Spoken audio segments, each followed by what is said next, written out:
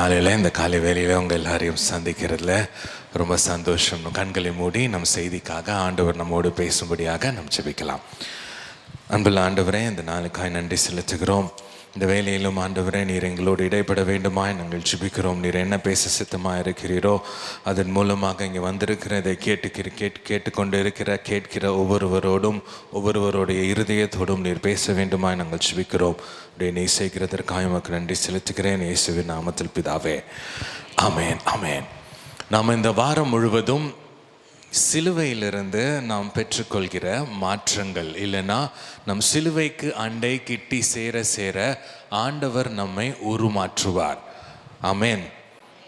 நாம் எந்த மாதிரி நாம் உருமாற வேண்டும்? ஆண்டவராகிய இயேசு கிறிஸ்துவின் சாயலை போல நாம் உருமாறிக்கொண்டே நம் வாழ்நாள் முழுவதும் இருக்க வேண்டும்.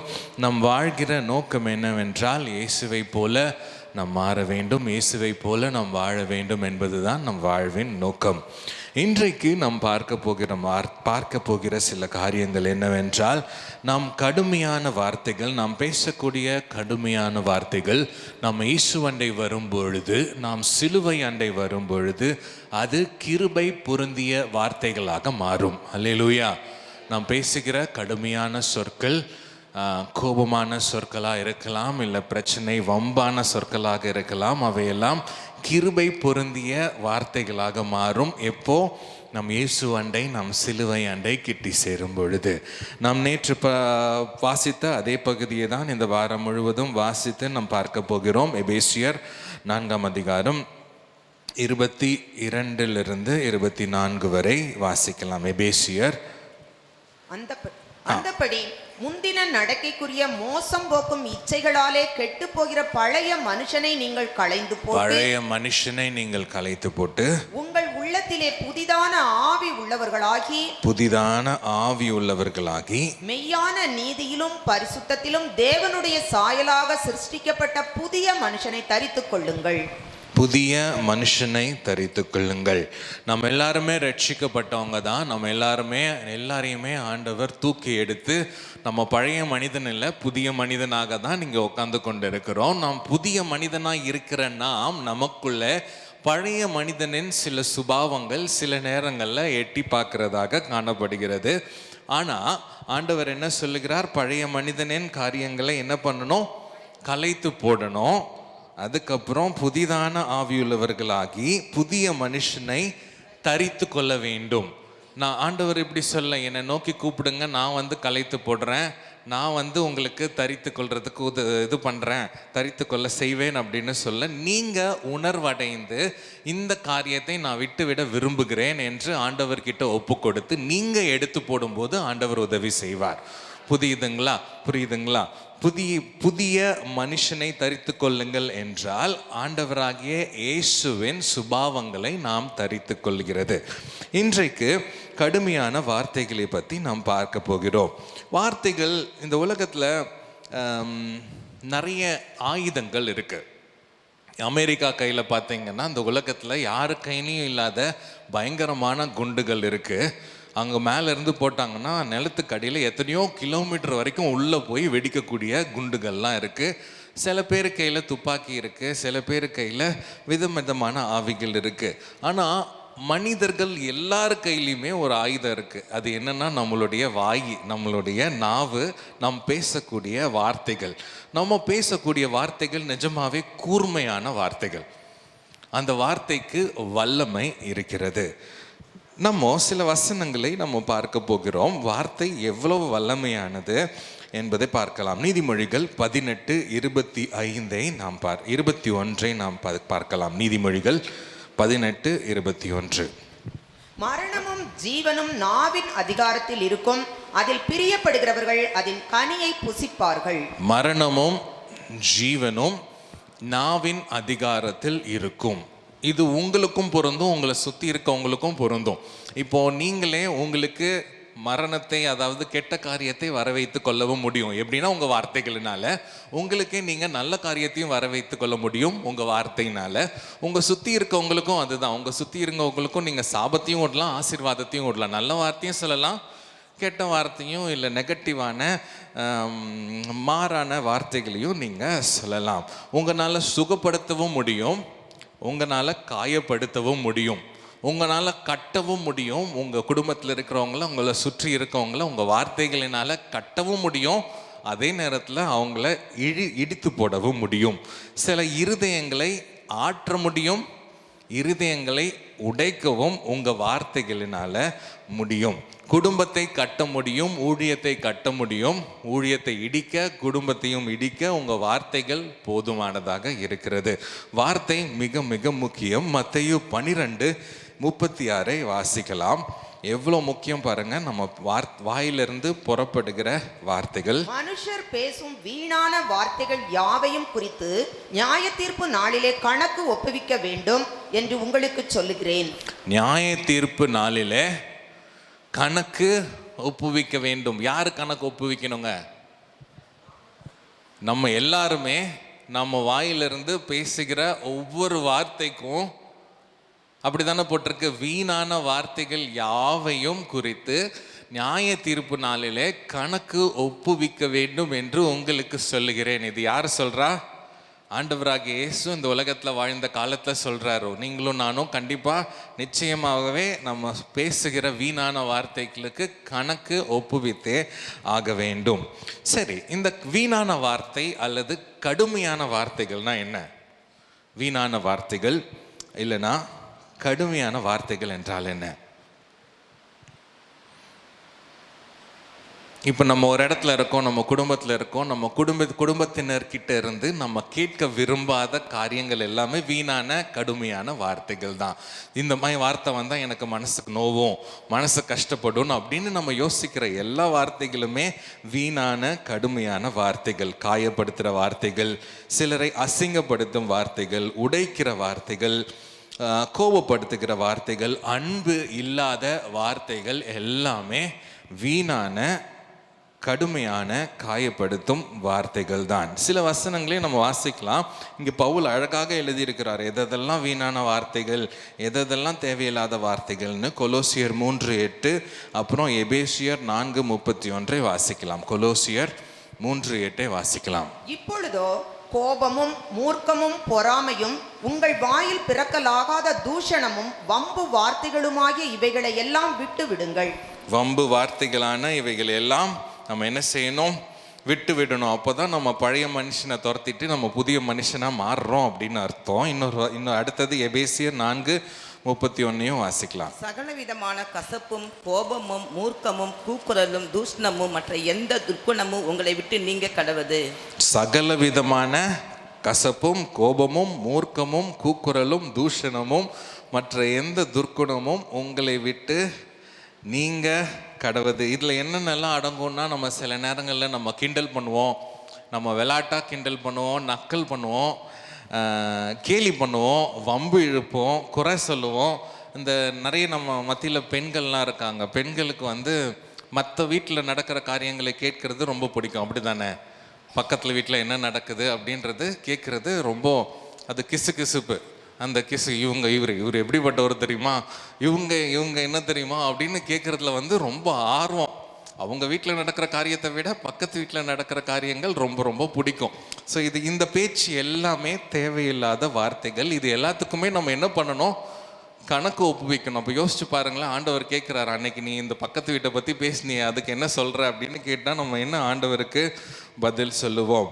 சில நேரங்களில் சிலர் பேசுகிற வார்த்தைகள் ரொம்பவே கடுமையாக இருக்கும். அதை பார்க்கும்போது நம்மளுக்கே தெரியும், ஒருவேளை இவங்களுக்கு எதிராக இவ்வளோ கடுமையான வார்த்தைகள் வந்ததுனால இவங்க உள்ளத்தில் அவ்வளோ காயப்பட்டு, அவங்க உள்ளம் காயத்தினால நிறைந்திருக்கிறதுனால கடுமையான வார்த்தைகளை பேசுகிறாங்களா அப்படி கூட இருக்கும்.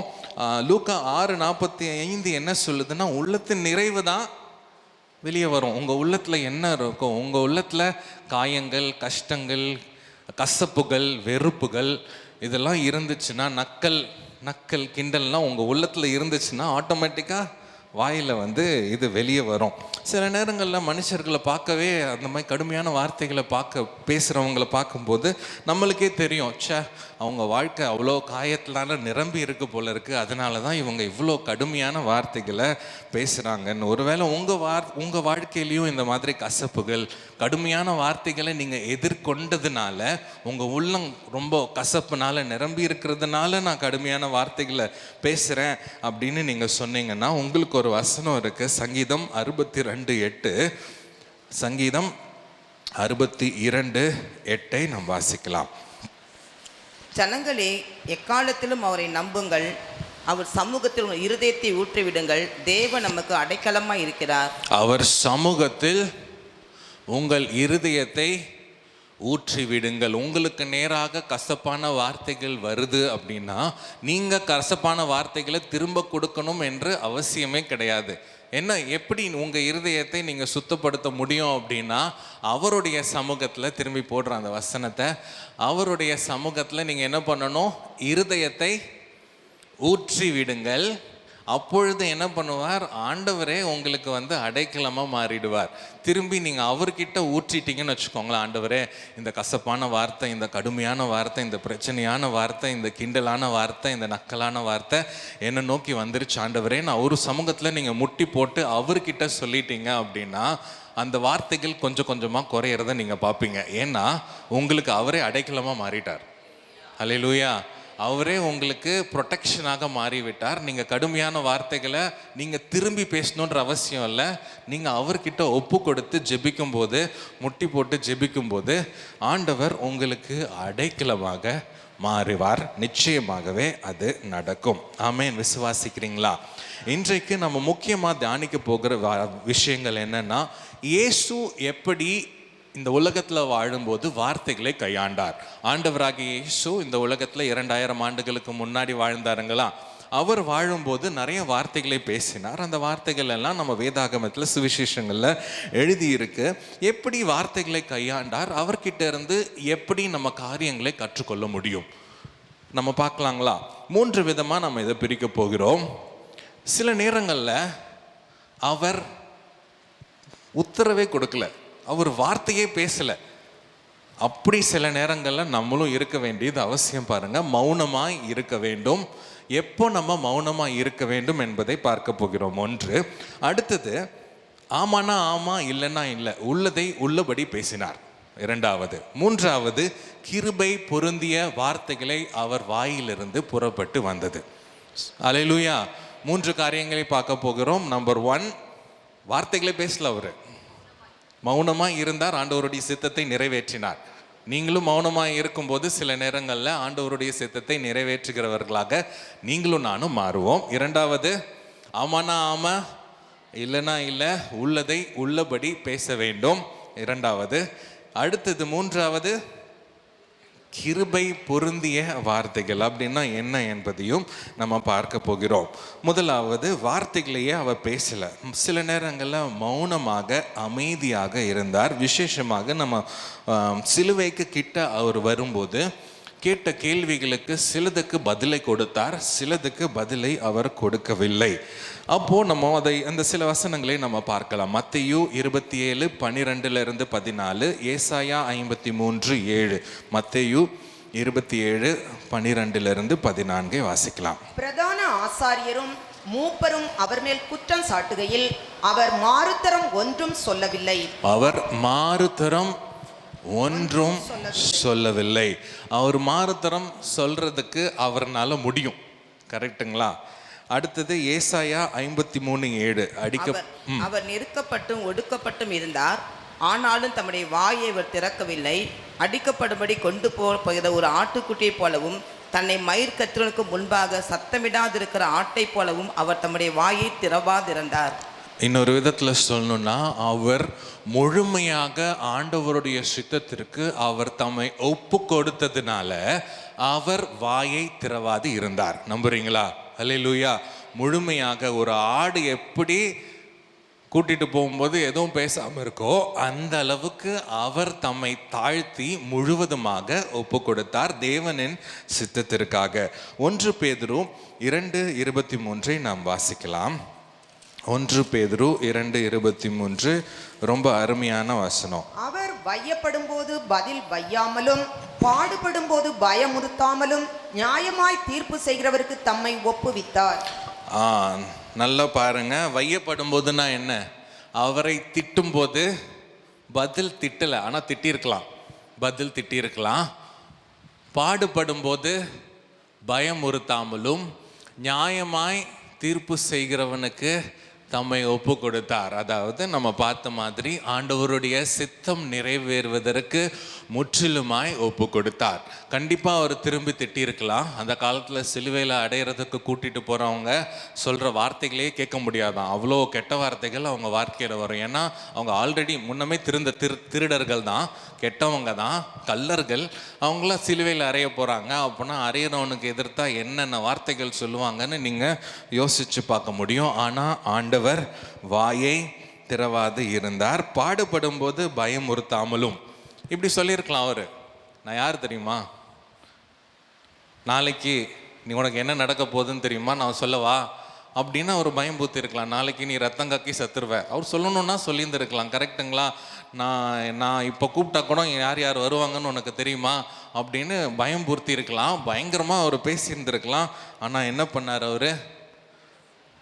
பாடுபடும் போது பயமுறுத்தாமலும் இருந்தார்.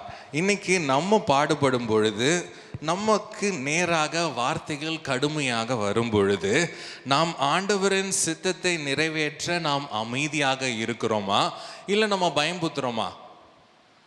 உன்னை ஆண்டவர் என்ன செஞ்சிருவார் தெரியுமா? நம்ம குடும்பத்தில் இருக்கவங்களுக்கே நம்ம சொல்லுவோம், ஆண்டவர் உனக்கு நாளைக்கு என்ன செய்ய போகிறாருன்றது நீ பொறுத்திருந்து தான் தம்பி பார்க்கணும், நீ இப்படி ஆடிட்டு இருக்கியே அப்படின்னு சில நேரங்களில் நம்ம வாயிலேருந்து வார்த்தைகள் வரும். ஆனால் அந்த நேரங்கள்லாம் ஆண்டவர் நம்மை அமைதியாக இருக்கும்படி விரும்புகிறார். நீங்கள் யோசிச்சு பாருங்களேன், ஆண்டவரை அறியாத ஒரு நபர் உங்கள் வீட்டில் இருக்கிறாங்க, அவங்க உங்களுக்கு எதிராக கடுமையான வார்த்தைகளை பேசிகிட்டு இருக்காங்க. அப்போ நீங்கள் பயம் பூர்த்துறீங்கன்னு வச்சுக்கோங்களேன். ஆண்டவர் என்ன செய்வார் தெரியுமா? உன் காலை உடைப்பார், கையை உடைப்பார். அவர் ஆண்டவர்கிட்ட வருவாருன்னு நீங்கள் நினைக்கிறீங்களா? கண்டிப்பாக வாய்ப்பு ரொம்ப ரொம்ப கம்மி தான். வருவார், ஆனால் உங்கள் வார்த்தைகள் மூலியமாக வரமாட்டார். ஏன்னா நீங்கள் பயம்புத்துறீங்க, பாடுகள் மத்தியில், கஷ்டத்தின் மத்தியில் நீங்கள் பயம்புத்துறீங்க. அதே நேரத்தில் நீங்கள் அமைதியாக இருந்தீங்கன்னா ஆண்டவரின் சித்தத்தை நிறைவேற்றுகிறவர்களாக நீங்கள் மாறுறீங்க என்று அர்த்தம். எப்பொழுது நீங்கள் அமைதியாக காக்க வேண்டும் என்றால், ஆண்டவரின் சித்தத்தை நிறைவேறுவதற்கு நீங்கள் தடையாக இல்லாதபடி நீங்கள் அமைதியாக இருக்க வேண்டும். சில நேரங்களில் நம்ம அமைதியாக இல்லாமல் வார்த்தைகளை வெளியே விட்டோம் அப்படின்னா உங்களுடைய சாட்சி அந்த இடத்துல கெடுது. வேலை செய்கிற இடத்துல சில தவறுகள் நடக்குது உங்களுக்கு எதிரான வச்சுக்கோங்களேன். நீங்கள் தவறான வார்த்தைகளை பயன்படுத்தும் போது, இல்லை அமைதியாக இருக்க வேண்டிய நேரத்தில் நீங்கள் அமைதியாக இல்லாத போது, உங்களுடைய நற்சாட்சியை நீங்கள் கெடுக்கிறவர்களாய் மாறிவிடுவீர்கள். அந்த வார்த்தையை நீங்கள் வெளியே விட்டுட்டிங்கன்னா திரும்பி பெற்றுக்கொள்ளவே முடியாது.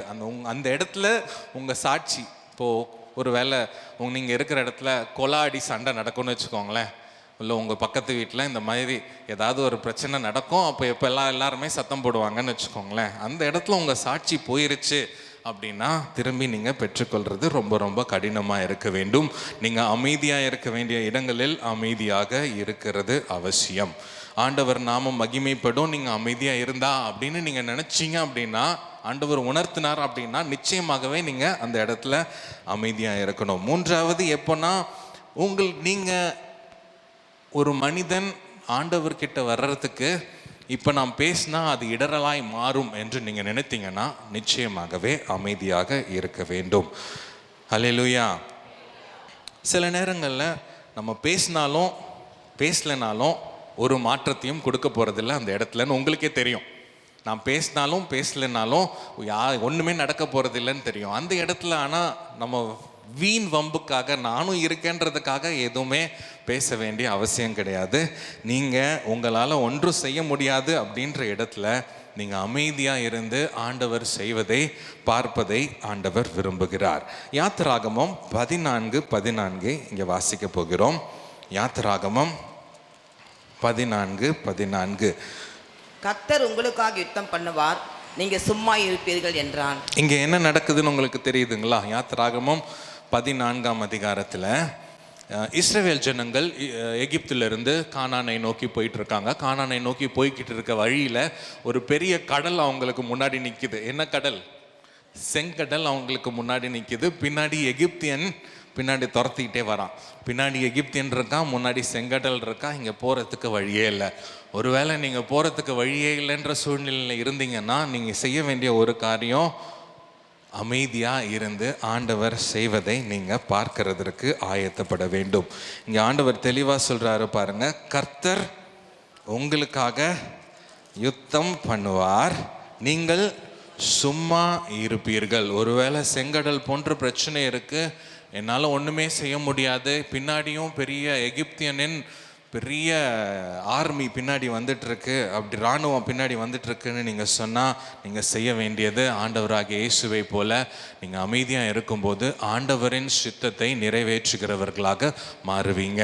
நீங்கள் பேசுனீங்கன்னா ஆண்டவருடைய சித்தத்தை நிறைவேற்ற முடியாது, ஆண்டவரின் கரத்தை நீங்கள் பார்க்க முடியாது.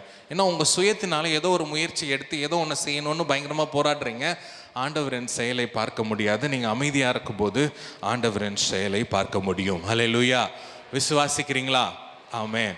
ஆனால் எல்லா நேரத்துலையும் நம்ம அமைதியாக இருந்து விட முடியாது. சில நேரங்களில் நம்ம சில வார்த்தைகளை பேச வேண்டும்.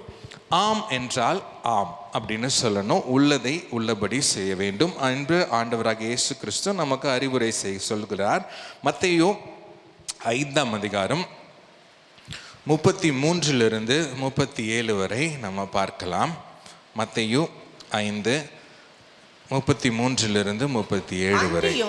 பொய்யானை இடாமல் உன் ஆணைகளை கர்த்தர் முன்னிலையாய் செலுத்துவாயாக என்று பூர்வத்தாருக்கு உரைக்கப்பட்டதென்று கேள்விப்பட்டிருக்கிறீர்கள். நான் உங்களுக்கு சொல்லுகிறேன், பரிசேதம் சத்தியம் பண்ண வேண்டாம், வானத்தின் பேரில் சத்தியம் பண்ண வேண்டாம், அது தேவனுடைய சிங்காசனம். பூமியின் பேரிலும் சத்தியம் பண்ண வேண்டாம், அது அவருடைய பாதப்படி. எருசலேமின் பேரிலும் சத்தியம் பண்ண வேண்டாம், அது மகாராஜாவினுடைய நகரம். உன் சிரசின் பேரிலும் சத்தியம் பண்ண வேண்டாம், அதன் ஒரு மயிரையாவது வெண்மையாக்கவும் கருப்பாக்கவும் உன்னால் கூடாதே.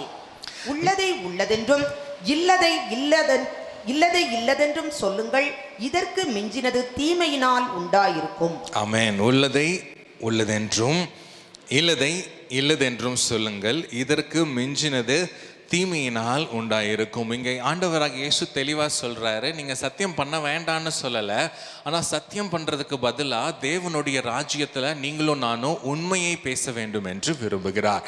நம்ம பேசுகிற ஒவ்வொரு வார்த்தையும் வீணான வார்த்தையாக இருக்கக்கூடாது. ஒவ்வொரு வார்த்தைக்கும் அர்த்தம் இருக்கிறது. மழுப்புற மாதிரி நம்ம பேசக்கூடாது. நம்மளுடைய தேவையில்லாமல் நம்ம நிறைய காரியங்களை பேசுகிறதுனால சில டைம் மக்கள் நம்மை நம்பாமல் போயிடுறாங்க. அதனால நம்ம சத்தியத்தை யூஸ் பண்ணுவோம். சத்தியமாக சொல்கிறேன், இது நான் பார்த்தேன். ஏன்னா நம்ம நிறைய தடவை சொல்லியிருப்போம், அதை பார்த்தேன் இதை பார்த்தேன்னு சொல்லியிருப்போம், ஆனால் அதெல்லாம் கதை. அதனால மக்கள் இப்போ நம்ப மாட்டுறாங்க. அதனால சத்தியமாக சொல்கிறேன், நான் அதை பார்த்தேன்ப்பா, ஆண்டவர் இப்படி சொன்னாருப்பா அப்படின்னு சொல்கிறோம். அதை ஆண்டவர் விரும்புவதில்லை. நாம் என்ன சொன்னாலும் நம்மளுடைய வார்த்தைகளில் உண்மை தன்மை இருக்க வேண்டும் என்று ஆண்டவர் விரும்புகிறார். யாரு பேர்லேயும் சத்தியம் செய்யக்கூடாது. இந்த பாண்டிச்சேரி மேலே சத்தியமாக இல்லை ஆண்டவர் மேலே சத்தியமாக நான் சொல்கிறேன், ஆண்டவர் பேரில் சொல்கிறேன் அப்படின்ற சத்தியம் தேவையில்லாத ஒன்று என்று ஆண்டவர் தெளிவாக சொல்கிறார். உள்ளதை உள்ளதென்றும் நம்ம உண்மையை பேச ஆண்டவர் விரும்புகிறார். நம்ம நிலைத்தன்மையோடு பேச ஆண்டவர் விரும்புகிறார். இன்னைக்கு ஒன்று நாளைக்கு ஒன்று நாளான்னைக்கு ஒன்று கிடையாது. நம்ம பேசின வார்த்தைக்கு நம்ம பொறுப்பெடுத்து ஆண்டவர் பேசணும்னு நம்மளை நினைக்கிறார். நான் ஒரு சின்ன கதை சொல்கிறேன். ஒரு கிராமம் இருக்குது. ஒரு கிராமத்தில் ஒரு சின்ன பையன் டீ கடைக்கு போகிறான். டீ கடையில் டீ குடிச்சிட்டு இருக்காங்க. அங்கே எல்லாரும் டீ கடையில் சுற்றி நிறைய பேர் நிற்பாங்க இல்லையா, அந்த மாதிரி டீ கடையை சுற்றி நிறைய பேர் நிற்கிறாங்க. இவரும் டீ குடிக்கிறாரு, அங்கே சுற்றி இருக்கிறவங்களும் டீ குடிக்கிறாங்க. இவர் டீ குடிச்சு முடிச்சுட்டு போகும்போது ஏதோ வம்பு இழுக்கணும்னு நினைக்கிறதுக்காக புலி வருது அப்படின்னு சொன்னார். உடனே இந்த பையனை காப்பாற்றுறதுக்காக புலி எங்கன்னு பார்த்து பையனை காப்பாற்றிட்டாங்க. கடைசியாக பார்த்தா புலியே இல்லை. இவர் சும்மா வம்பு இழுக்கணுன்றதுக்காக புலி வருது அப்படின்னு சொல்லிட்டார். அப்புறம் அடுத்த வாரம் திரும்பி அதே மாதிரி கும்பலாக பேசிகிட்டு இருக்கிறத பார்த்தார். திரும்பி அந்த பையன் என்ன பண்ணான், டீ குடிச்சிட்டு அப்புறம் அப்படியே போகிற மாதிரி போயிட்டு புலி வருது அப்படின்னா. அதுக்கப்புறம் திரும்பி பார்த்தாங்க, அவனை காப்பாற்றுறாங்க, புலி இல்லை, வேணும்னே இல்லை நான் ஏமாத்தினேன் அவங்களெல்லாம் அப்படின்னு சொல்லிட்டு அந்த பையன் போயிட்டான். அப்புறம் ஒரு 2 வாரம் கழித்து திரும்பி அந்த பையன் வரான். திரும்பி அந்த பையன் வந்துட்டு டீ எல்லாம் நல்லா சாப்பிட்டுட்டு திரும்பி நம்ம இவங்களெல்லாம் ஏமாற்றலாம் அப்படின்னு சொல்லிட்டு போகிறான். அப்போ நிஜமாவே புலி வந்துருச்சு. இப்போ அவன் கத்துறான், என்னை காப்பாற்றுங்க, புலி வருதுன்றான். யாருமே வரல. ஏன்? அவனுடைய வார்த்தையோட நிலைத்தன்மை போயிடுச்சு. இப்போ அவன் என்ன சொன்னாலுமே மக்கள் யோசித்து தான் நம்புவாங்க, இல்லைன்னா நம்பவே மாட்டாங்க. நம்ம எந்த அளவுக்கு இருக்கோம் என்பது நிஜமாவே நாம் சிந்திக்க வேண்டிய ஒரு காரியம். நம்ம எங்கெல்லாம் உண்மையாக இருக்கணும், எப்போவுமே நம்ம உண்மையாக இருக்கணும். நம்ம குடும்பத்தில், நம்மளுடைய ஊழியத்தில், நம்மளுடைய வேலையில் எப்போவுமே உண்மையாக இருக்கணும். நம்ம எந்த அளவுக்கு உண்மையாக இருக்கிறோம், நம்ம பேசுகிறதை மக்கள் எந்த அளவுக்கு, இவர் பேசினா உண்மைதாம்மா பேசுவார், இவர் சொன்னார்னா ஆமாம் அவர் நிஜமாவே அப்படி தான் இருக்கும் அப்படின்னு எந்த அளவுக்கு மக்கள் நம்புகிறாங்க. உள்ளதை போல நம்ம பேசுகிறோமா என்பது நிச்சயமாகவே நம்ம யோசிக்க வேண்டிய நிச்சயமான விஷயம். நம்ம ஆண்டவரை அறியாத மக்கள் மத்தியில் நாம் இருக்கும் பொழுது அவங்களுக்கு வேதம் தெரியாது, நம்மளுடைய பரிசுத்த வேதாகமும் அவங்களுக்கு தெரியாது. அதை அவங்க படிக்கவும் மாட்டாங்க, படிச்சிருக்கவும் மாட்டாங்க. அதில் இருக்க வார்த்தைகள் அவங்களுக்கு தெரியாது. ஆனால் உங்களை படிப்பாங்க. வேதத்தை படிச்சிருக்க மாட்டாங்க, ஆனால் ஆண்டவரை அறிந்த உங்களை, வேதத்தை அறிந்த உங்களை, நீங்கள் என்ன பண்ணுறீங்க, என்ன வார்த்தை பேசுகிறீங்கன்றதை தெளிவாக கேட்பாங்க. ஏன்னா நீங்கள் தான் அவங்களுக்கு பைபிள், நீங்கள் தான் அவங்களுக்கு கிறிஸ்தவர், நீங்கள் தான் கிறிஸ்துவை வெளிப்படுத்துகிறவர்களாக இருக்கிறீங்க. அப்போனா உங்கள் வார்த்தை எப்படி இருக்கணும் பாருங்கள். உள்ளதை உள்ளதென்றும் இல்லதை இல்லை என்றும் சொல்லுகிற மக்களாக நாம் நிச்சயமாகவே இருக்க வேண்டும். மூன்றாவது விதமான வார்த்தை ஆண்டவர் பேசினது கிருபை பொருந்திய வார்த்தைகள். 3 விதமான வார்த்தைகளை பார்த்தோம். முதல் வார்த்தை, ஆண்டவர் அமைதியாக இருந்தார், வார்த்தையே பேசல. சிலுவைக்கு முன்னாடி இல்லை பிலாத்துக்கு முன்னாடி எந்தெந்த நேரத்தில் வார்த்தையை பேச வேண்டாமோ அந்தந்த நேரத்தில் வார்த்தையை பேசலை. ஏன்னா வார்த்தையை பேசியிருந்தால் ஆண்டவருடைய சித்தம் நிறைவேறாமல் போயிருக்கும். ஒருவேளை அவர் நான் யார் தெரியுமான்னு கேட்டிருந்தாலும், இல்லை தூதர்களை மேலேருந்து இறக்குறேன்னு சொல்லியிருந்தாலும் ஆண்டவருடைய சித்தம் அங்கே நிறைவேறாமல் போயிருக்கும். அவர் அமைதியாக இருந்தார் ஆண்டவருடைய சித்தத்தை நிறைவேற்ற. இரண்டாவது, உள்ளதை உள்ளதென்றும் இல்லதை இல்லதென்றும் அவர் பேசினார். மூன்றாவது, கிருபை பொருந்திய வார்த்தைகளை அவர் பேசினார். லூக்கா 4:22 நாம் பார்க்கலாம். லூக்கா 4:22. எல்லாரும் அவருக்கு நற்சாட்சி கொடுத்து அவருடைய வாயிலிருந்து புறப்பட்ட கிருபையுள்ள வார்த்தைகளை குறித்து ஆச்சரியப்பட்டு, இவன் யோசேப்பின் குமாரன் அல்லவா என்றார்கள். கிருபை எங்கடா இருக்கு? கரெக்டா? கிருபையுள்ள வார்த்தைகளை குறித்து ஆச்சரியப்பட்டு, இவன் யோசேப்பின் குமாரன் அல்லவா என்றார்கள். ஸோ நம்ம கிருபையுள்ள வார்த்தைகளை பேசும்போது மக்கள் நம்மளை பார்த்து ஆச்சரியப்படுவாங்க. எது கிருபையுள்ள வார்த்தைகள்? தேவனுடைய கிருபையை மற்றவர்களுக்கு வெளிப்படுத்தும் வார்த்தைகள் கிருபையுள்ள வார்த்தைகள். புரியுதுங்களா? ஆண்டவருடைய கிருபையை, ஆண்டவருடைய சுபாவத்தை மற்றவர்களுக்கு வெளிப்படுத்தும் வார்த்தைகள் கிருபையுள்ள வார்த்தைகள். எப்படி இருக்கணும்? ஆறுதல் தரும் வார்த்தைகளாக இருக்கணும். நம்மளுடைய வார்த்தை நம்பிக்கையே இல்லாத சூழ்நிலையில் நீங்கள் உள்ளே போய் ஒரு வார்த்தை சொன்னீங்கன்னா அங்கே நம்பிக்கை உண்டாக்கணும். இவர் வந்துட்டு போனார், இப்போ பாரு ஒரு திடீர்னு ஒரு நம்பிக்கை நமக்குள்ளே உருவாயிடுச்சு பாரு. அந்த மாதிரி ஆறுதல் தரும் நம்பிக்கையுள்ள வார்த்தைகள், கட்டி எழுப்பக்கூடிய வார்த்தைகள், இடிக்கப்படுகிற வார்த்தைகள் அல்ல, கட்டி எழுப்பக்கூடிய வார்த்தைகள், தேவனுடைய அன்பை உணர செய்யும் வார்த்தைகள்.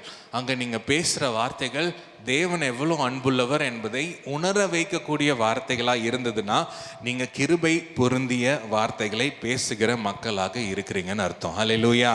அப்படி இருக்கலாமா? மாறலாமா? அடுத்தது இன்னொரு வசனத்தை வாசிக்கலாம். கொலோசியர் 4:6 வாசிக்கலாம். கொலோசியர் 4:6. அவனவனுக்கு இன்னின்னபடி உத்தரவு சொல்ல வேண்டுமென்று நீங்கள் அறியும்படிக்கு உங்கள் வசனம் எப்பொழுதும் கிருபை பொருந்தினதாயும் உப்பால் சாரம் ஏறினதாயும் இருப்பதாக.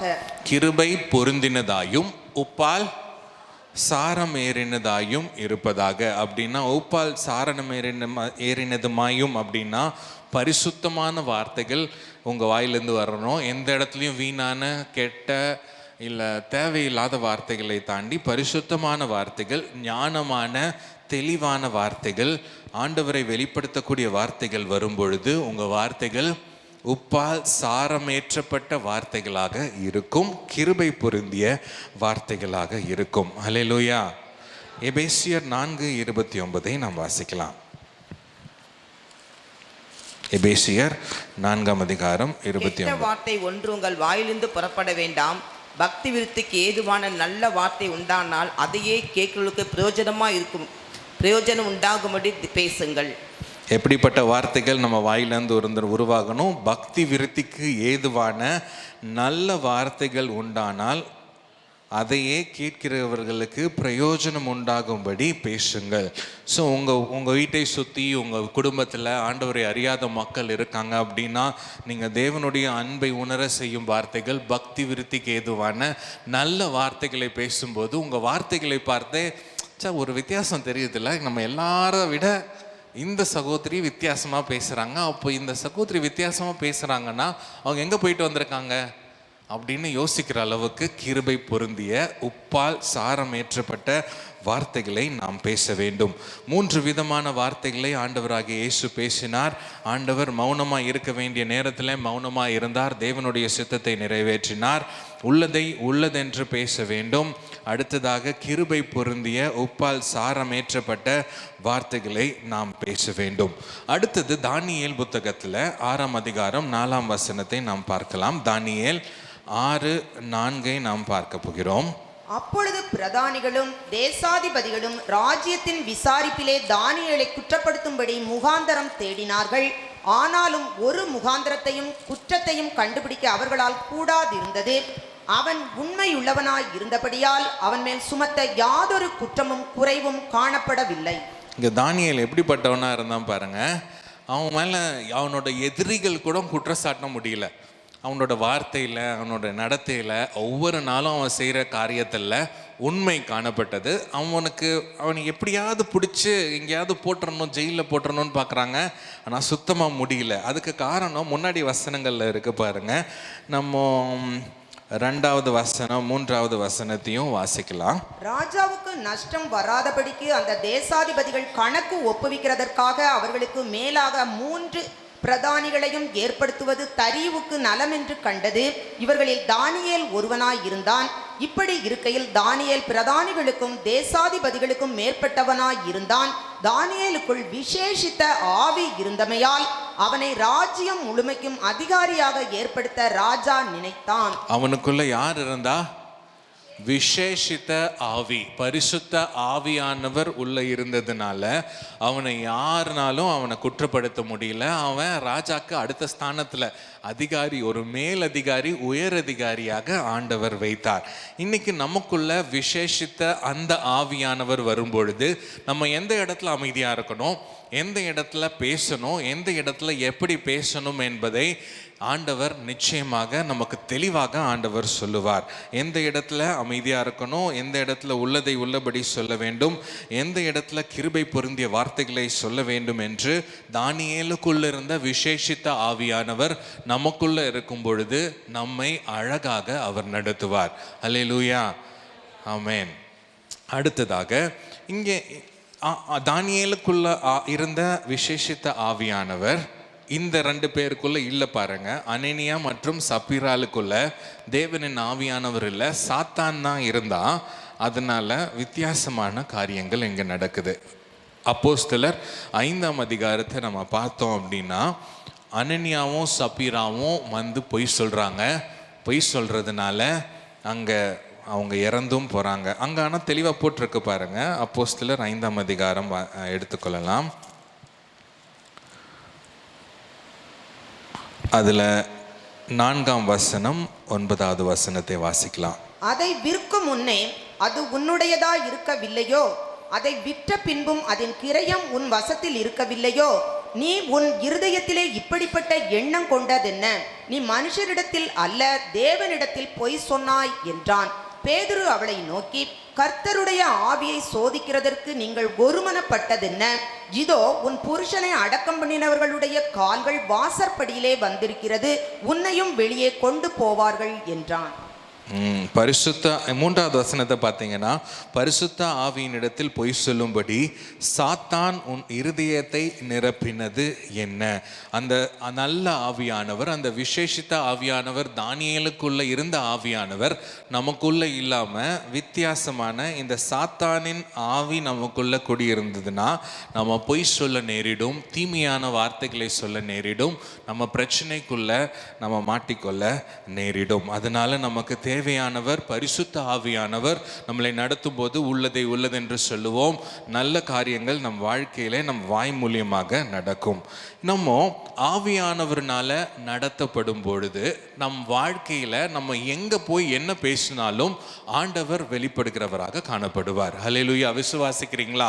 இப்போ ஒரு இடத்துல உங்க வீட்டு கூட்டத்தில் நீங்க பேசிட்டு இருக்கீங்கன்னு வச்சுக்கோங்களேன், உங்க கூட அந்த சத்திய ஆவியானவர் இருக்காருன்னா ஆவியானவர் உங்க வாயிலிருந்து வருகிற வார்த்தை மூலம் ஆவியானவர் வெளிப்படுவார். அங்க இருக்கிற மக்கள் பலப்படுவார்கள்.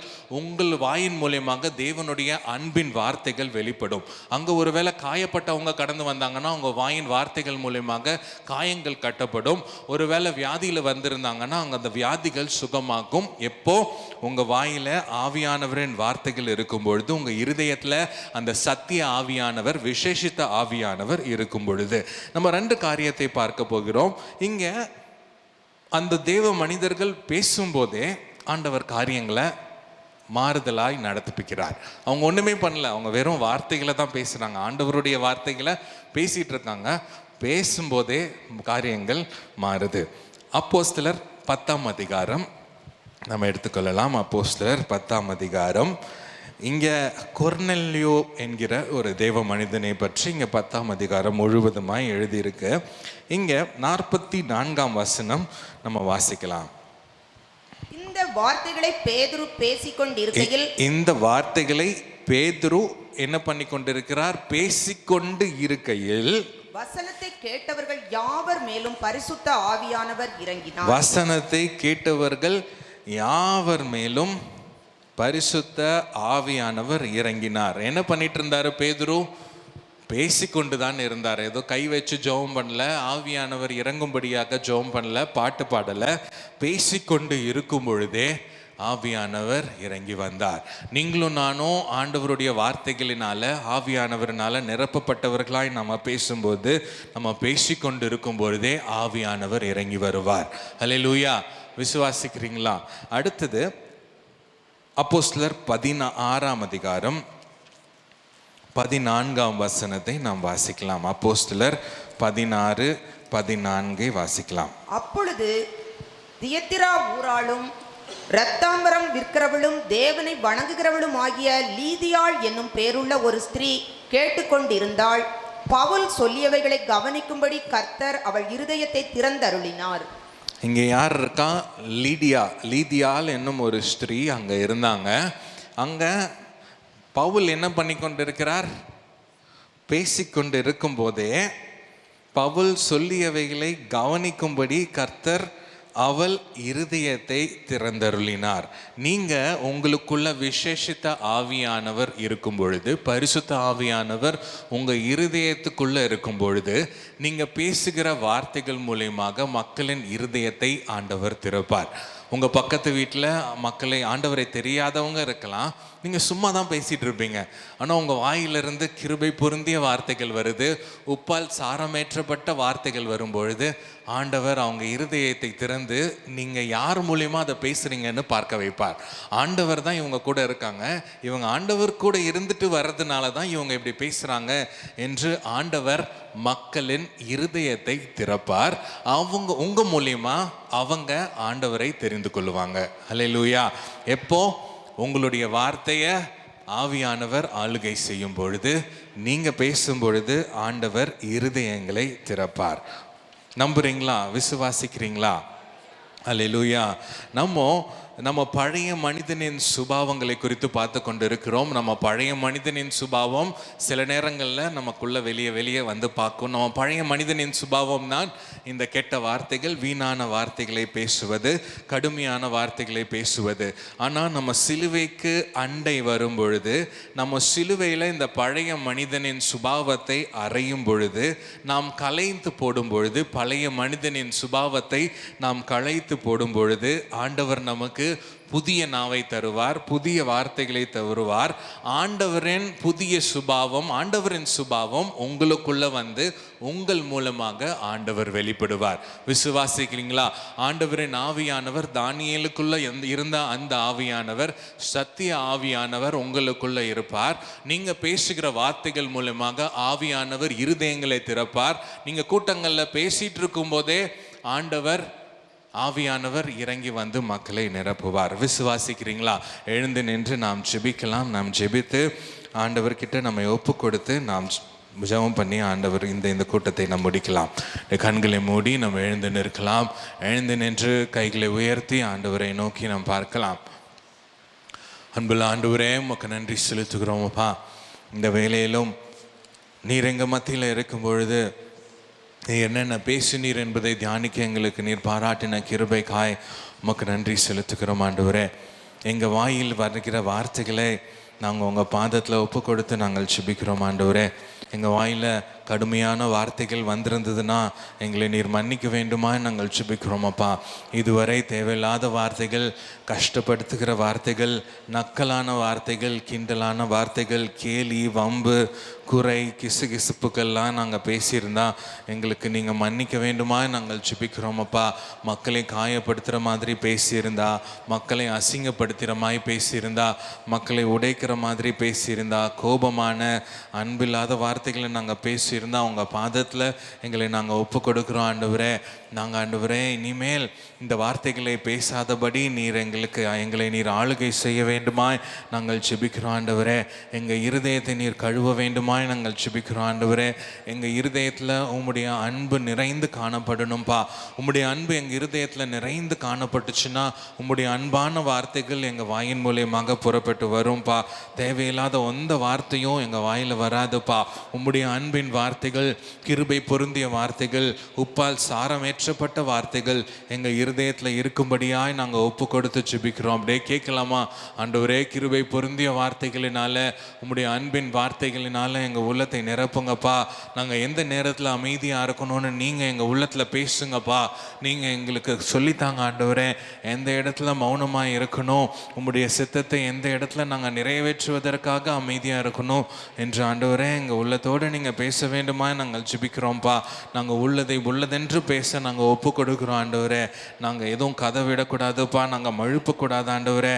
நாங்கள் சத்தியத்தை நம்புகிற நாங்கள், உம்முடைய இரத்தத்தினால கழுவப்பட்ட நாங்கள், உம்மை போல உள்ளதை பேசுகிற மக்களாக எங்களை மாற்ற வேண்டுமாய் நாங்கள் ஒப்பு கொடுக்குறோம் ஆண்டவரே. எங்கள் வார்த்தைகள்னால மக்கள் கட்டப்படணும்ப்பா. மக்களுக்கு நாங்கள் சொல்லுகிற ஒவ்வொரு வார்த்தையும் நம்பிக்கை கொடுக்குற வார்த்தைகளாக இருக்கணும் ஆண்டவரே. உம்முடைய அன்பை நாங்கள் உணர செய்கிற வார்த்தைகளை பேச எங்களுக்கு உதவி செய்யுங்க ஆண்டவரே. உதவி செய்யுங்கப்பா, உதவி செய்யுங்க ஆண்டவரே. அன்புள்ள ஆண்டவரே, இந்த வார்த்தைகள் மூலியமா நீர் எங்களோடு பேசினதற்காக உமக்கு நன்றி செலுத்துகிறோம். தானியேலுக்குள் இருந்த அந்த விசேஷித்த ஆவியானவர், தானியேலை உயர்த்தின அந்த விசேஷித்த ஆவியானவர், தானியேலின் வார்த்தையில ஞானத்தை விளங்க பண்ணின விசேஷித்த ஆவியானவர் எங்கள் ஒவ்வொருவர் மேலும் நீர் இறங்க வேண்டுமா நாங்கள் ஜெபிக்கிறோம் ஆண்டவரே. இந்த நேரத்தில் நாங்கள் ஒப்பு கொடுத்து ஜெபிக்கிற இந்த நேரத்தில் எங்கள் மத்தியில் அசைவாடுகிற ஆவியானவர் எங்கள் உள்ளத்துக்குள்ளே வரும்படியாக நாங்கள் ஜெபிக்கிறோம் ஆண்டவரே. எங்கள் உள்ளங்களை நிரப்புங்கப்பா. உம்முடைய ஆவியானவர் எங்களை வழிநடத்தணுங்கப்பா.